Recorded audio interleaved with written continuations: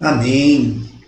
Glória a Deus, queridos. Bom dia, paz seja convosco. Amém. Estamos aí com muita alegria na nossa terceira aula das Epístolas Paulinas, baseada no livro de Meyer Hillman, onde estamos aprendendo aí sobre assuntos maravilhosos. Está sendo muito gostoso.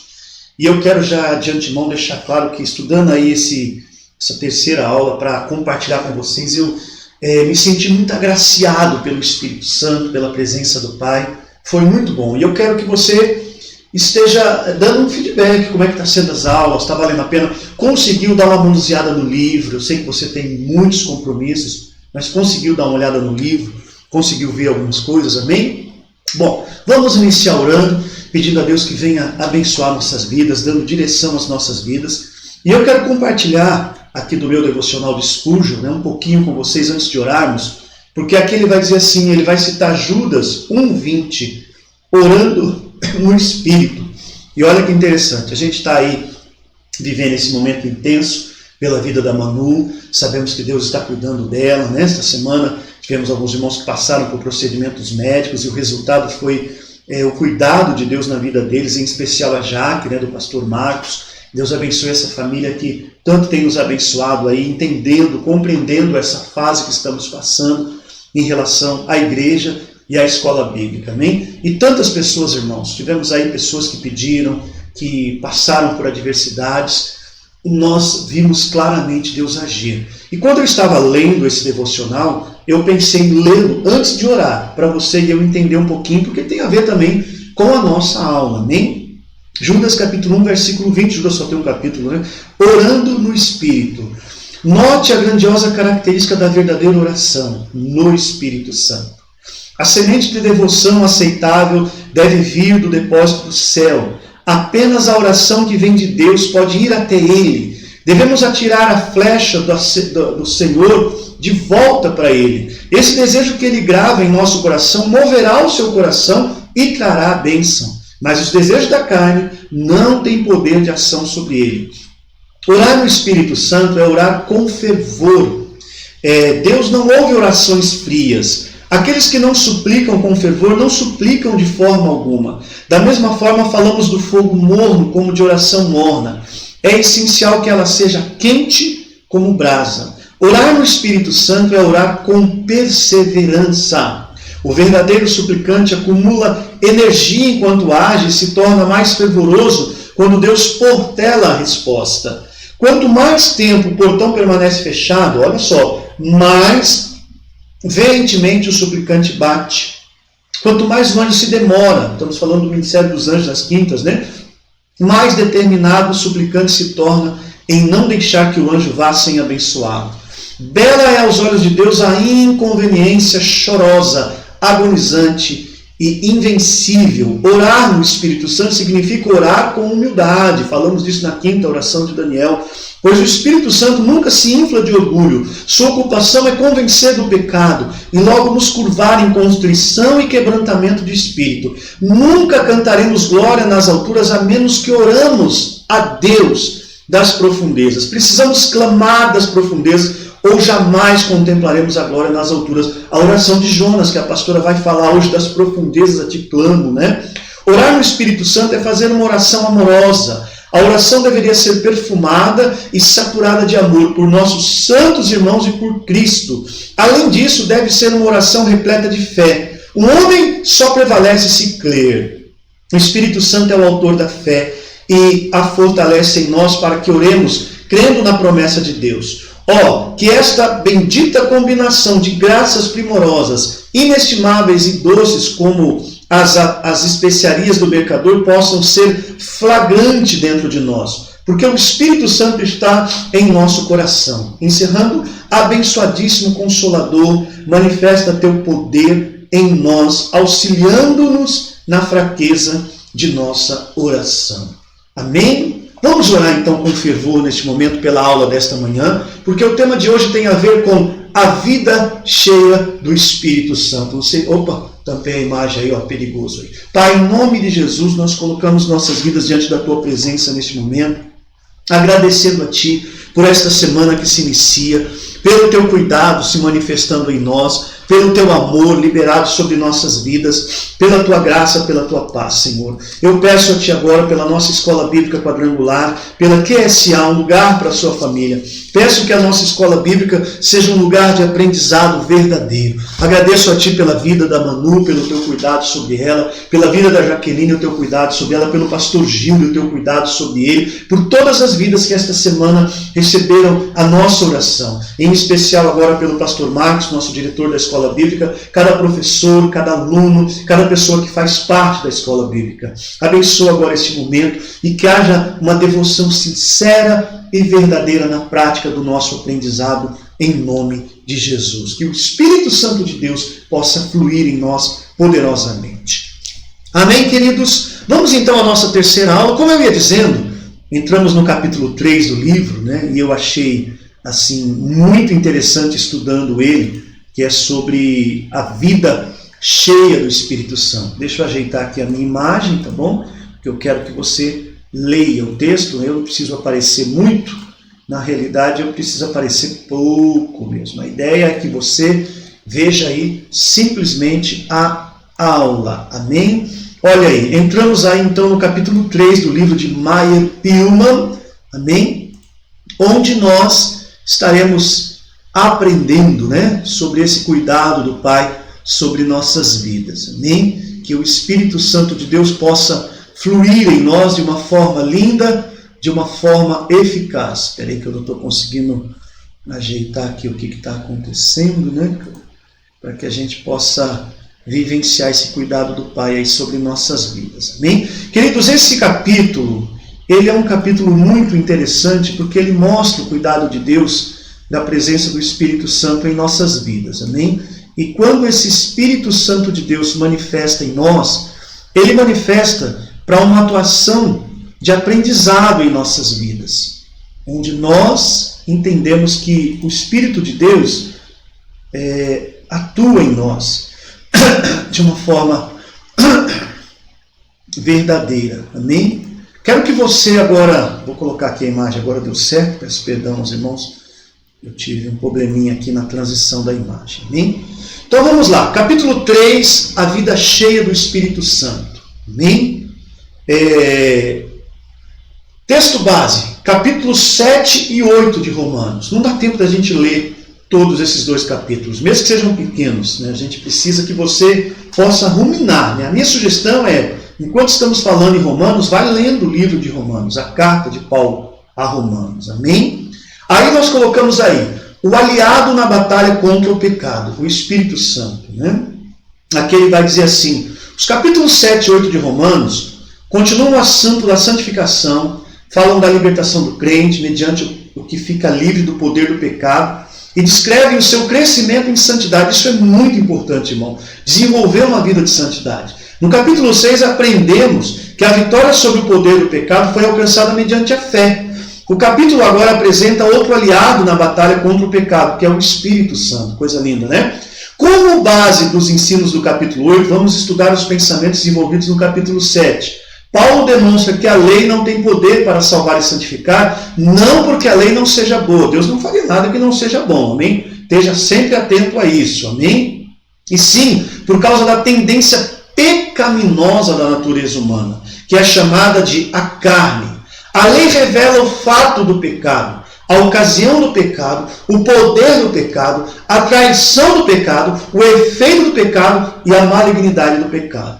Paulo, que segundo parece aqui, descreve a própria experiência, diz que a lei que ele tão zelosamente queria observar, despertava nele impulsos pecaminosos. O resultado foi uma guerra civil na sua alma. É impedido de fazer o bem que quer praticar e impulsionado a fazer as coisas que odeia. Acho então esta lei em mim, que segundo o homem interior, acho então esta lei em mim, que quando quero fazer o bem, o mal está comigo. Porque segundo o homem interior, tenho prazer na lei de Deus. Mas vejo nos meus membros outra lei que batalha contra a lei do meu entendimento e me prende debaixo da lei do pecado que está nos meus membros. Ou seja, a parte final do capítulo 7 mostra um homem sobre a lei que já percebeu a profundidade da espiritualidade contida na lei. Mas vendo que o pecado que nele habita é o grande empecilho contra o cumprimento de tão nobre meta. Por que Paulo descreve este conflito? Para demonstrar que a lei não pode nos justificar, tampouco pode nos santificar. A chave desta sessão é perceber que eu é repetido 30 vezes sem haver uma única referência ao Espírito Santo. Indica o eu próprio lutando por fazer, sem nada conseguir aquilo que a lei manda, sem apelar ao Espírito Santo. Enquanto no capítulo 8, no mínimo 20 referências ao Espírito Santo ao Espírito Santo. No capítulo 7, é a lei que é aludida uma vintena de vezes. Miserável homem que sou, quem me livrará da experiência da morte? E Paulo, terminando a descrição da experiência sobre a lei, passa agora a dar testemunho da experiência sobre a graça. Graças a Deus que recebi a libertação por Jesus Cristo nosso Senhor. E assim como este brado de triunfo entramos no maravilhoso capítulo 8, cujo tema dominante é a libertação da natureza pecaminosa mediante o poder do Espírito Santo. Amém? Então nós vamos receber agora esse aliado que é o Espírito Santo em nossas vidas. E no capítulo 8 de Romanos, eu estou aqui com a minha Bíblia ao lado, é claro, espero que você também tenha a sua Bíblia, ele vai dizer assim, a vida pelo Espírito, né? No capítulo 7, aqui como tema, ele está colocando a ilustração do casamento. Meus irmãos, falo a vocês como pessoas que conhecem a lei. Acaso vocês não sabem que a lei tem autoridade sobre alguém apenas enquanto ele vive? Ok? Aí ele vai dando uma distinção sobre a lei e a luta contra o pecado, que ele vai trabalhando, batalhando. Quando seja no capítulo 8, aqui na minha Bíblia, ele vai dizer assim, a vida cheia pelo Espírito Santo. Portanto, agora já não há condenação para os que estão em Cristo Jesus. Olha que coisa linda. Por quê? Por meio de Cristo, Jesus, a lei do Espírito de vida, me libertou da lei do pecado e da morte, porque aquilo que a lei fora incapaz de fazer por estar enfraquecida pela carne, Deus o fez enviando o próprio Filho, à semelhança do homem pecador, como oferta pelo pecado.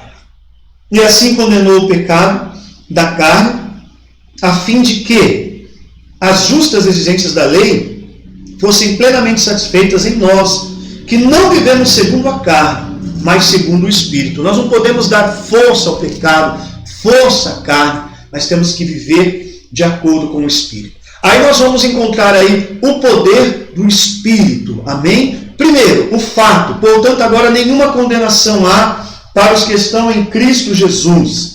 Os que estão em Cristo Jesus saíram do ambiente da condenação da lei e alcançaram a posição de onde podem subjugar a carne. A batalha continua ao derredor, mas eles são vencedores em Cristo na medida em que não andam segundo a carne, mas segundo o Espírito. Isso é muito importante. Romanos 8 começa falando em nenhuma condenação há. E seguindo estas verdades, podemos falar em nenhuma derrota. Amém? 2. A explicação. Porque a lei do Espírito de vida em Cristo Jesus me livrou da lei do pecado e da morte. Mediante nossa união com o Filho de Deus ressurreto e glorificado, um novo poder, o poder do Espírito Santo, entra na natureza humana para subjugar o pecado. Quem tem o Filho tem a vida. Olha que coisa linda. Depois você lê 1 João 5,12. Porque no Filho descobre também o Espírito vivificante. A lei do pecado e da morte é inerente à natureza humana. Mas esta lei é superada pela lei do Espírito da vida, que opera em nós na medida em que conservamos nossa comunhão com o nosso Salvador Celestial. Isso é lindo. Quanto mais relacionamento, quanto mais cooperamos com Ele, quanto mais vivenciamos com Ele, quanto mais temos comunhão com Ele. A explicação é, ela vai vivenciando e crescendo em nossas vidas. Aí temos a causa. No verso 3 explica como este fator, como este poder ficou disponível, né? Verso 3, vamos lá, que diz aí, porquanto aquilo que a lei foi incapaz de fazer por estar enfraquecida pela carne, Deus o fez enviando o seu Filho. Olha que coisa linda, né? A lei não possui nenhum poder para inutilizar a atuação do pecado, mas Deus tem este poder. E ao enviar Cristo para morrer em nosso lugar, rompeu o poderio do pecado. A lei era santa e espiritual, mas o homem era carnal, sem possuir o poder da obediência. A âncora da lei era forte em si mesma, mas não pôde firmar-se no lodo que há no fundo de cada coração. Nesse caso, ou a lei tinha que ser alterada, ou o homem tinha que ser transformado. Deus nunca mudará eterno os seus princípios da sua justiça, mas mediante o envio das novas forças espirituais, providenciou a mudança na natureza humana. Essa força foi colocada ao nosso dispor, mediante a obra expiatória de Cristo. Aí ele cita Gálatas 3,13, João 3 e os versículos 14 a 16 também. Agora preste bem atenção, continue com o propósito. O propósito, para que a justiça da lei se cumprisse em nós, que não andamos segundo a carne, mas segundo o Espírito. Ou seja, a vida cheia do Espírito, nós andamos, não como pessoas da igreja, mas como pessoas cheias do Espírito Santo, amém? Quando Cristo entra em nossa vida, inspira desejos e afetos novos e diferentes. Por assim dizer, fechou a fábrica do pecado, olha que palavra forte, e abriu a indústria da retidão, ou seja, uma fábrica, apenas uma fábricazinha. Mas quando ele abre uma indústria, algo muito grande, que é a retidão. Amém? O amor cumpre a lei de Deus porque nenhum mal pratica e porque gosta de fazer o bem aos outros. Romanos 13:10. E uma das evidências de que alguém passou da morte para a vida é o fato de ele amar os irmãos. Querido, tome muito cuidado com isso. Quando nós demonstramos o amor aos irmãos, quando nós nos relacionamos com os irmãos, mesmo os que não são da nossa igreja, porque a igreja local é uma coisa onde você convive, mas você tem a igreja de Cristo em todos os cantos. Nós passamos a amar e conviver com eles, amém? Olha só, vou ler de novo. É uma das evidências de que alguém passou da morte para a vida é o fato de que ele amar os irmãos. Nota-se que, como alegremente, ele vai citar aqui Zaqueu, de Lucas 19, cumpriu o preceito da lei ao distribuir bem aos pobres e restituir o que tirara de pessoas que lhes era. Sempre sabia que assim devia agir, mas só a influência de Jesus na sua vida fez com que ele desejasse fazer o que era certo. Ou seja, ele sabia o que a lei determinava, mas ele não conseguia cumprir. Então, quando Jesus vem na vida dele, ele vai dizer nos versículos chaves da Bíblia, Lucas 19:10, hoje a salvação também veio para esta casa, porque este homem também era filho de Abraão. Amém? Este é o propósito, então, para que a justiça da lei se cumpra em nós, andamos não segundo a carne, mas segundo o Espírito. Amém? Empecilhos para a obra do Espírito. Romanos capítulo 8, versículos 5 ao 8. Né? Paulo demonstrou nos versículos 1 ao 4 que ninguém pode ter santidade sem primeiro receber a justificação. Agora, nos versos 5 ao 11, mostra que se alguém não viver uma vida santa é porque não recebeu a justificação. Em outras palavras, uma vida santa é a evidência prática de alguém ser regenerado para com Deus. A pessoa verdadeiramente salva não viverá na carne, porque a carne é inimiga do Espírito. Amém? Temos aí o princípio, então. Porque os que são segundo a carne inclinam-se para as coisas da carne, mas os que são segundo o Espírito para as coisas do Espírito. Olha que coisa interessante. A palavra carne representa a natureza antiga e pecaminosa que não recebeu renovação e vive segundo o homem que não foi regenerado. Pode ser considerada a baixa natureza ou a natureza animalesca. A expressão abrange a totalidade da vida não renovada que se vive longe de Deus. Isso não significa necessariamente que a pessoa tenha uma vida cheia de vícios e pecados grosseiros, porque a carne pode ser culta, refinada e educada. Olha que interessante isso, né? Às vezes a gente já pega aí pecados tão grosseiros, né? Mas olha o que ele diz aí. A carne pode até chegar a ser religiosa, expressando sua devoção mediante cerimônia, gloriosas e atos extremos de abnegação. Por mais que a carne seja enfeitada, coberta com uma falsa camada de religiosidade, ainda é verdade que o que nasce da carne é carne. A palavra carne abrange todas as atividades que o eu próprio é o centro. Quando alguém passa a colocar a Deus no centro da sua vida, passa a andar segundo o Espírito. Amém? Então esse princípio é essencial para nós, tá bom? E isso gera resultados. O resultado, porque a inclinação da carne é morte, mas a inclinação do Espírito é vida e paz. Vale a pena andar no Espírito. Amém, queridos? A palavra morte se refere a mais do que a morte física, porque até o crente morre fisicamente. Refere-se aqui à separação presente e futura de Deus. Fonte de toda a vida espiritual. Embora os maus venham a ser ressuscitados da morte, será uma ressurreição para a condenação eterna e continuarão a existir após o juízo final, mas não a viver. O crente, no entanto, embora passe pelo túmulo, não morre realmente, porque sua comunhão vital com Deus não é interrompida pela morte física. Foi assim que Jesus explicou a Maria e Marta na sepultura, que a sepultura não fizera separação entre ele e Lázaro, ou seja, se cremos, veríamos a glória de Deus. Amém? Ou seja, o resultado, porque a inclinação da carne é morte, mas a inclinação do Espírito é vida e paz. Quando andamos na carne, estamos andando como um zumbi. morto, né? Perdido, teu Walking Dead, aí um zumbi morto, que anda aí para lá e para cá sem saber o que faz. Mas quando temos a vida, amém, o Espírito, andamos em vida. Aí entramos no quesito razão. Porquanto a inclinação da carne é inimizade contra Deus, pois não é sujeita à lei de Deus, nem em verdade pode ser. O homem carnal, para quem o eu próprio é a lei suprema, naturalmente tem ressentimento contra a vontade do poder superior. Para ele, sua lei é seguir seu próprio caminho, ou seja, ele anda pela vontade dele, ele não está nem aí. O que há de mais trágico nisso é que alguém pode ficar sem ter consciência desta rebelião contra Deus. Pode até chegar a pensar que está servindo a Deus, mas quando na realidade está servindo a si mesmo. Preste muita atenção nisso, irmãos. Muitos obreiros cristãos, após examinar-se a si mesmo até o fundo do coração, já têm feito a humilhante descoberta que todas as suas atividades religiosas não passaram de uma capa debaixo da qual ostentava seu próprio orgulho, sedento de receber louvores. Em muitos casos, no entanto, essa dolorosa revelação tem sido o trampolim para chegar à verdadeira consagração. O que ele quer dizer? A pessoa percebe que ela está vivendo uma vida de qualquer jeito, religiosa, falsa, para si mesma. Aí ela começa a perceber isso, então ela vai buscar a razão da vida dela, que é a consagração diante do Pai. Por maiores que sejam as qualidades possuídas por alguém, ou por mais importantes que pareçam os seus trabalhos religiosos que realizam, se ainda está na carne, pensando-se em primeiro lugar, não pode agradar a Deus. Amém? É como aquele obreiro que acha que pode fazer alguma coisa e vê um outro obreiro fazendo, fica se perguntando por que ele faz e eu não faço. E ele não analisa a própria vida dele. Vou dar um exemplo prático aqui da igreja mesmo. Não precisa buscar, pensar quem que é, não. Convidei um obreiro para um trabalho recentemente na igreja. Avisei esse obreiro. Conversei com ele sobre como seria, meus irmãos. E aí, meu querido, simplesmente aconteceu assim. Chegou a hora do trabalho, eu pedi para chegar mais cedo, não chegou. Quando foi 7h20, não chegou. 7h25, não chegou. 7h30, hora de começar. Bom, vou começar. Eram 2 obreiros que tinham que estar ali, um deles simplesmente não chegou. Aí eu comecei. Quando foi 7h32, eu ouvi alguém gritando no portão pela câmera da igreja. Aí era o obreiro que tinha chego. Irmão, já tinha começado o trabalho. Essa pessoa não tinha nem estudado, não tinha lido, não tinha feito nada.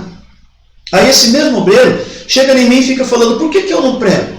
Por que fulano fala aí no altar, prega uma vez ou outra e eu não prego? Por quê? Ele é melhor que eu? Não tem ninguém melhor do que ninguém, mas quando a pessoa tem frutos, esses frutos são vistos pela consagração, pela dedicação da pessoa. Não é uma credencial que muda a vida da pessoa, que faz dela ser um obreiro. Não, meu irmão. É os frutos dela diante do Pai, diante da presença do Filho e do Espírito Santo de Deus. Tome muito cuidado para não viver de qualquer forma, meu irmão, de qualquer jeito, mas tenha uma vida cheia do Espírito Santo. Amém? Item 3, porque o Espírito Santo, ele habita em nós. O Espírito Santo que em nós habita. Amém? Olha que interessante. Vós, porém, não estáis na carne, mas no Espírito. Se é que o Espírito de Deus habita em vós. Mas se alguém não tem o Espírito de Cristo, esse tal não é dele. Estar no Espírito quer dizer que o Espírito em nós habita, dirigindo nossa vida. Amém? Nós precisamos entender, também como diz aí a expressão de Judas,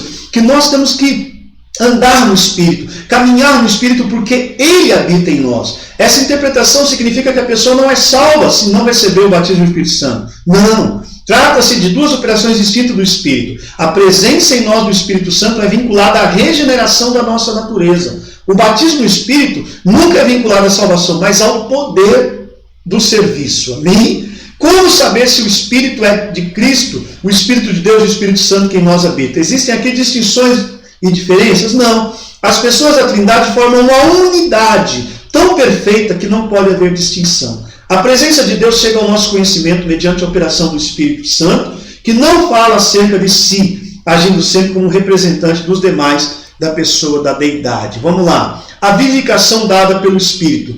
E se Cristo está em vós, o corpo, na verdade, está morto por causa do pecado. Embora o corpo do crente seja templo do Espírito, está sujeito à morte. Os crentes foram redimidos do efeito da queda de Adão, mas os resultados finais da redenção ainda estão no futuro. Amém? Mas o Espírito vive por causa da justiça. E se o Espírito daquele que dos mortos ressuscitou Jesus Cristo habita em vós, olha que interessante, amém? aquele que dos mortos ressuscitou com Cristo também vivificará o vosso corpo mortal pelo seu Espírito Santo que habita em nós. Amém? Vamos lá. 5. Andando no Espírito. Aí nós temos 1. A dívida. O crente foi livrado da condenação e do poderio da carne. Privilégios, no entanto, sempre trazem consigo responsabilidades. E a operação dos propósitos divinos pedem a cooperação do homem. De maneira que, irmãos, somos devedores não à carne para viver segundo a carne. Porque voltar para a carne, que foi a causa de tantas desgraças em nossas vidas. O bom raciocínio exige que o crente siga a liderança do Espírito, pois é ele quem traz paz e alegria às suas vidas. Amém? Aí nós temos o perigo, é um alerta quando andamos no Espírito, porque se viver segundo a carne, morrereis. Viver segundo a carne, depois de tudo aquilo que Deus fez por nós, seria brincar com a morte espiritual. Seria rolar no lamaçal como uma porca lavada, ou seja, voltar a viver os atos. Esse é o perigo.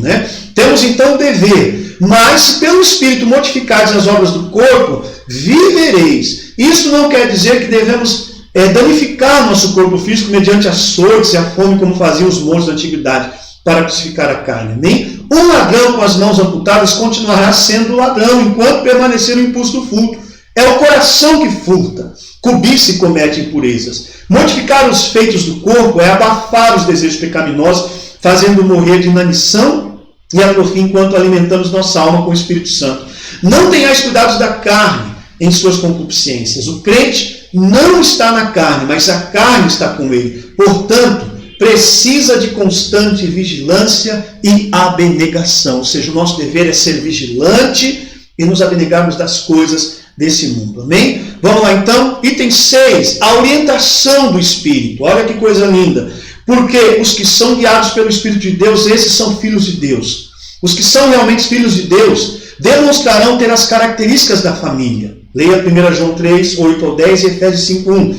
E naturalmente seus planos e propósitos serão regulados de acordo com a vontade de Deus. A vida cheia do Espírito é a vida que põe Deus no centro. Amém? Não é a igreja. Não, meus irmãos. É Deus no centro. Deus, ele é tudo nas nossas vidas. Nós precisamos da igreja, precisamos congregar, estar com as pessoas, com os irmãos. Agora preste atenção. É muito perigoso vivermos de qualquer forma, porque nós estamos falando aí sobre a vida cheia do Espírito, amém? E nós temos que nos esforçar para vivermos conforme a orientação do Espírito. A vida cheia do Espírito é a vida que põe Deus no centro, amém? Por último, ensinamentos práticos, amém? Para nós encerrarmos, ele vai dizer aí, encorajamento para os que são sinceros. Portanto, agora nenhuma condenação há. Não se declara que não há deslizes, fracassos, enfermidades, inconsistências, mas condenação já não há para os que são filhos de Deus, que agora odeiam o pecado e querem fazer a vontade de Deus. Amém? Sim, meus irmãos, nós podemos cometer erros, nós podemos cair, deslizar, como está dizendo aí. Mas entenda uma coisa, quando estamos no Pai, quando buscamos Ele, nenhuma condenação há. Amém? O crente pode ter falhas, mas seguindo firmemente pelo caminho certo, Deus lhe ajudará na sua viagem, pois para ele não há condenação. Amém? Regeneração ou legislação. Os crentes devem sempre tomar o lado certo em toda a questão social e moral. O que estamos falando aí? Ensinamentos práticos. Quem tem a vida cheia do Espírito não fica condenando, acusando, levando para lá e para cá as coisas. Amém? Vamos ler isso. Os crentes devem sempre tomar o lado certo em toda a questão social e moral. Naturalmente apoiam tudo quanto condiz com a virtude e a retidão. Mesmo assim, reconhecerão que a retidão, que a virtude, não pode ser imposta mediante leis. Acerca do maior código de leis já dado ao homem, o código divinamente inspirado, foi escrito: porquanto que era impossível a lei, visto como estava enferma pela carne. Todos os legisladores sabem que suas leis são fracas, por não terem a capacidade de inspirar a obediência que exigem. E é por isso mesmo que os legisladores contam com policiais e prisões, ou seja, porque se a pessoa não cumpre, ela vai ter que ter as consequências. A maior necessidade do mundo não é mais legislação, e sim regeneração. O homem já possui todas as leis que se podem quebrar. Amém? Mas quando somos regenerados, o comportamento muda. É só você ler a história dos morávios, você vai ver a mudança daquele povo.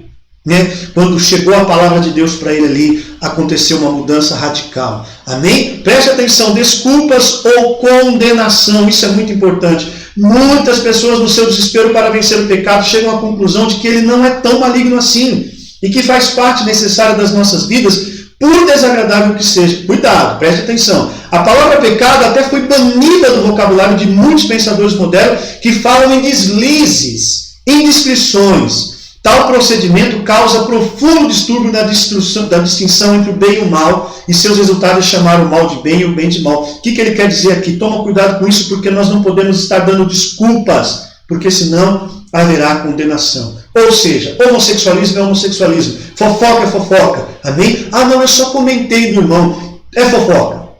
Amém? Ah, não, eu amo aquela pessoa, ela é do mesmo sexo que eu. Irmão, está errado. Deus não se agrada disso. Deus fez o homem e a mulher. Nós não podemos ficar com o mais ou menos, ou o malemar. Não. Nós somos homens e mulheres de Deus. Amém? E do jeito que está a internet hoje, qualquer coisinha que você fala disso, já distorce tudo. Já querem dar desculpas ou então condenar você pelo que está falando. Mas eu firmemente quero dizer, eu sou homem e casei com uma mulher. Uma mulher tem que casar com um homem. Senão o ciclo da vida não continua. Amém? E todos os outros assuntos como a droga, a prostituição, o adultério, a mentira, a fofoca, como eu já falei. O roubo, tanta coisa que são erradas e a gente às vezes quer justificar. Mas quem anda no Espírito é regenerado e tem uma mudança de vida. Amém?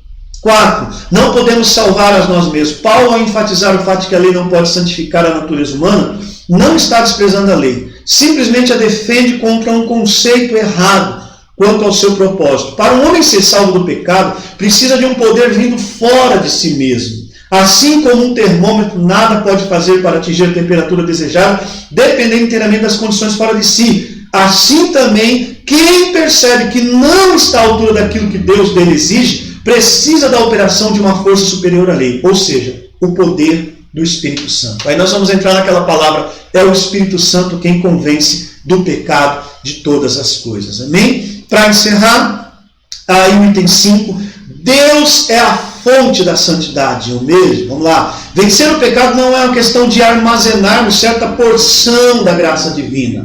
É questão de ficarmos sempre em contato com o próprio Deus. Eu uso a expressão sempre de continuidade, intensidade naquilo que fazemos. Amém? A santidade não se centraliza em mim, mas em Deus. Um carro pode funcionar como uma reserva de gasolina, mas o bonde depende do contato elétrico permanente. A vida cristã funciona mediante o princípio do contato, ou seja, a santidade no viver depende de nossa comunhão com aquele que é fonte de vida, poder e virtude. Amém? Vida com Deus, ligado ao Pai, o Filho e o Espírito Santo. Mortificando as obras da carne, mortificando as vontades da carne. Eu não consigo por mim mesmo. Por isso o Espírito Santo é o meu aliado. Né? Vou voltar aqui às imagens. O Espírito Santo é o meu alinhado, né? Aliado ali, o aliado na batalha contra o pecado é o Espírito Santo de Deus, amém? O poder do Espírito, portanto, nenhuma condenação há para os que estão de Jesus, isso é fato. Ele explica porque a lei do Espírito de vida em Cristo Jesus me livrou da lei do pecado da morte. Cristo te livrou da morte. A causa, o verso 3 explica como este poder ficou disponível, ou seja, Jesus veio, esteve entre nós, amém? Agora o propósito é para que a justiça da lei se cumprisse em nós, que não andamos segundo a carne, mas temos que andar segundo o Espírito. Aí temos que ficar atentos aos empecilhos para a obra do Espírito, o princípio, porque os que são segundo a carne inclinam-se para a carne, mas os que são segundo o Espírito, para as coisas do Espírito. Então, o princípio é vamos colocar nossas vidas de acordo com o Espírito, porque o resultado, o empecilho, a inclinação da carne é morte, mas a inclinação do Espírito é vida. Se incline sempre para o Espírito. Razão, porquanto a inclinação da carne é inimizade contra Deus, pois não é sujeita à lei de Deus, nem em verdade pode ser. Ou seja, a razão é que nós temos que buscar o Espírito, amém? O Espírito que em nós habita, reconheça Ele. Você foi selado pelo Espírito. Quando você entregou a sua vida para o Senhor Jesus, Ele selou a tua vida com o Espírito Santo. Vós, porém, não estáis na carne, mas no Espírito, se é que o Espírito de Deus habita em vós. Mas se alguém não tem o Espírito de Cristo, esse tal não é dele. Amém? A vivificação dada pelo Espírito, amém? E se Cristo está em vós, o corpo, na verdade, está morto por causa do pecado, amém? Deixa ele vivificar a sua vida, amém? Andando no Espírito, temos uma dívida. O crente foi livrado da condenação do poderio da carne. Privilégio, no entanto, sempre trazem consigo responsabilidade. Ou seja, nós temos que andar de acordo com a vontade de Deus. O perigo, porque se vivermos segundo a carne, morreremos. E essa morte é como um zumbi que fica andando para lá e para cá, amém? O dever, mas se pelo Espírito mortificardes a obra da carne, vivereis. Olha que coisa linda, né? Olha só o perigo. Se vivemos segundo a carne, morremos. O dever, se andamos pelo Espírito, mortificando a carne, viveremos. Aí temos a orientação do Espírito, porque todos que são guiados pelo Espírito de Deus são filhos de Deus. Os que são realmente filhos de Deus demonstrarão as características da família de Deus. Eu faço parte da família de Deus, amém? E os ensinamentos práticos.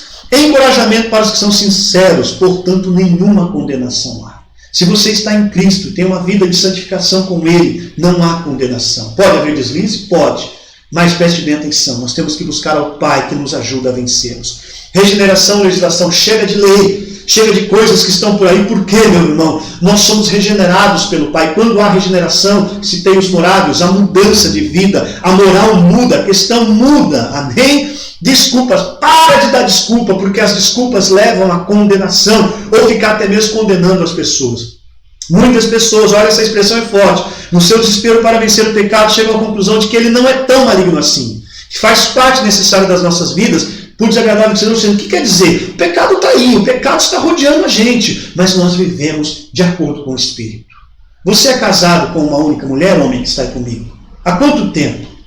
Aí eu também sou casado com uma única mulher. Aí eu pergunto para mim e para você, há desejo de casar com outra pessoa? Não. O que o pastor falou para mim e para você? Até que a morte os separe. Quando você é regenerado, você restaura toda a sua família na presença do Pai. Amém? O 4, não podemos salvar a nós mesmos. Aí é enfatizado que nós precisamos da presença do Espírito Santo em nossas vidas. Amém? E por último, Deus, a fonte da santidade. Vencer o pecado não é uma questão de armazenarmos certa porção da graça divina. Então não existe aquela, eu estou cheio, estou armazenando. Não, é constante, meu irmão. Não é um período. Sabe aquele cara que vai pregar ou vai falar para alguém, deixa eu me preparar. Não é assim que funciona, meu irmão. O pregador ele tem que estar sempre preparado. O cristão tem que estar sempre pronto para responder a todos a palavra que lhe é pedida, que lhe é requerida. Amém? Aí ele termina assim, é questão de ficarmos sempre em contato com o próprio Deus. Amém? Leia o capítulo 7 e 8 com calma, né? Baseando aí a sua vida nessas questões que estão postas diante de você aí. Leia esses 2 capítulos, né? Opa, fiquei pequenininho aqui. E a gente vai fazer isso com muita alegria para que haja aí um crescimento em nós, irmãos. É importante a gente estudar junto, para a gente vivenciar junto aí esse cuidado de Deus nas nossas vidas. Amém? Qual que é a ideia? Cartas que mudarão a sua história. Mudaram a história da igreja e vão mudar a sua e a minha história. Amém? Semana que vem, se Deus assim permitir, a restauração de Israel, capítulos 9, 10 e 11 de Romanos. É um assunto muito importante, porque tem muita religião e muita igreja que simplesmente ignora Israel no contexto de Cristo, de Deus, da salvação. E nós temos que entender que Israel é o relógio de Deus. Mas aqui nós vamos entender sobre essa restauração de Israel nesses 3 capítulos, 9, 10 e 11 de Romanos. Amém? Tenham todos um bom domingo. Hoje a ministração da palavra estará a cargo da pastora Adriana, obedecendo ao IT. Amém? Agora de manhã às 9 horas a irmã Ana estará ali executando também, obedecendo ao IT, na ministração dos alunos de teologia. Tivemos aí na terça-feira a irmã Zilmar, que trouxe uma ministração maravilhosa, falando que nós temos que realmente obedecer em tudo o que fizermos. Amém? Daqui a pouco, então, às 9 horas, a irmã Ana ministrando a palavra conosco. E à noite, a pastora Adriana. Amém? Deus te abençoe. Tenha um final de semana maravilhoso. Um bom feriado. Amém? Deus te abençoe. Se você for viajar, que Deus te guarde, te livre de todo mal, de todo perigo. E continuamos juntos aí fazendo essa obra linda em nome de Jesus. Pai, abençoa a nossa escola bíblica.